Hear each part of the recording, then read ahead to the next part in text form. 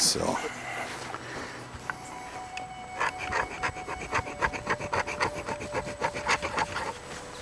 Nice little gouge going already. And that's just from a blunt tip.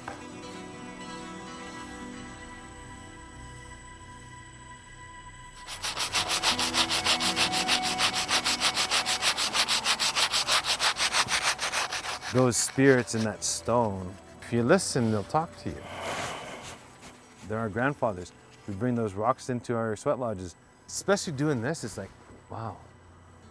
Like you're just right connected.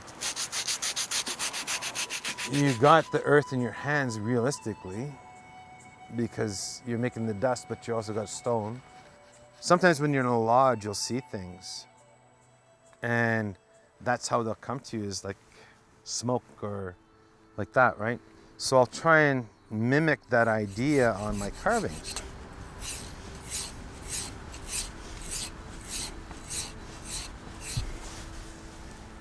I like to do things the way I was taught.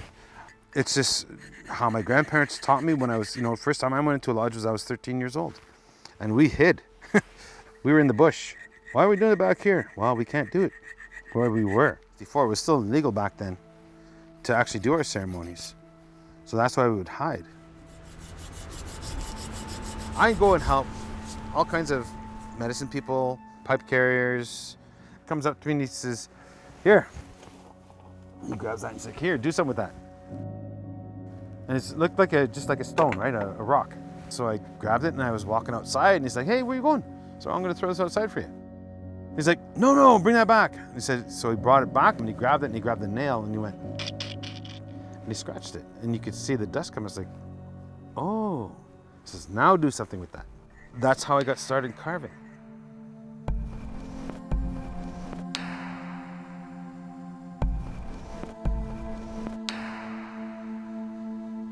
Now, people have opportunity to come and learn.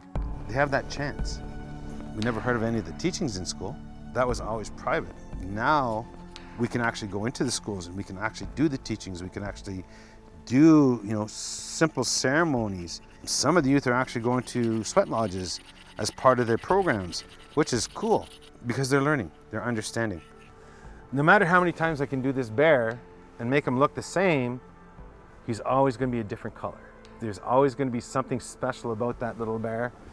Whether it's a fault line or, this guy's got, he's got a dark stripe going on his back and both cheeks are brown. To give you a really good idea,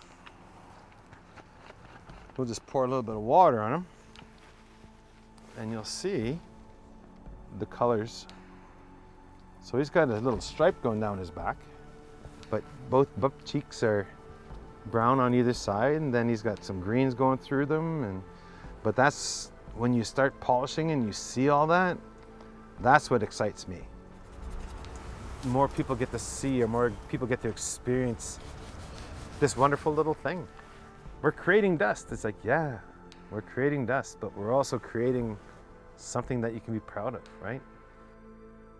For working with students, you start working with them, they start carving, they get used to looking at the tools, and you don't really start seeing them get excited till they're about halfway to 3/4 of the way through.